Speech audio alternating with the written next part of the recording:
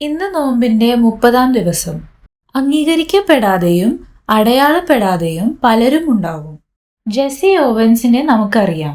ലോക പ്രശസ്തനായ Afro American athlete. അമേരിക്കയ്ക്ക് വേണ്ടി ബെർലിൻ ഒളിമ്പിക്സിൽ 4 ഗോൾഡ് മെഡൽ വാങ്ങിയ വ്യക്തി. ഹിറ്റ്ലറിന്റെ അഹങ്കാരത്തിന് മെഡലുകൾ കൊണ്ട് ഉത്തരം നൽകി. പക്ഷേ സ്വന്തം നാട്ടിൽ അംഗീകരിക്കപ്പെടാതെ പോയ ഓവൻസ് നിത്യവൃത്തിക്കായി പല ജോലികളും ചെയ്തു.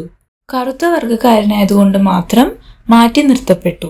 ഓവൻസിനെ പോലെ സമൂഹത്തിൽ അടിച്ചമർത്തലുകൾക്കെതിരെ ശബ്ദിച്ച ഒരു കായിക താരം ഇതുവരെ ഉണ്ടായിട്ടില്ല, ഇനി ഉണ്ടാവുകയുമില്ല എന്നാണ് അമേരിക്കൻ പ്രസിഡന്റ് ജിമ്മി കാർട്ടർ അദ്ദേഹത്തിന്റെ മരണത്തിൽ അനുശോചിച്ചത്. യേശു തന്റെ ജീവിതകാലം മുഴുവനും ഒത്തിരി കാര്യങ്ങൾ പ്രവർത്തിച്ചു. അനേകം രോഗികളെ സുഖപ്പെടുത്തി, അന്ധർക്ക് കാഴ്ച നൽകി, മരിച്ചവരെ ഉയർപ്പിച്ചു. യേശുവിനെ ദൈവപുത്രനാണെന്ന് അംഗീകരിക്കാൻ പലർക്കും പ്രയാസമായിരുന്നു. അവർ തിരിച്ചും മറിച്ചും ചോദ്യം ചെയ്തുകൊണ്ടേയിരുന്നു.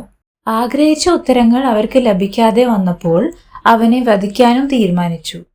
നമ്മൾ ആരുടെ പക്ഷത്താണ്? നമ്മുടെ വിശ്വാസം കാറ്റത്ത് പറക്കുന്ന കരിയില പോലെയാണോ?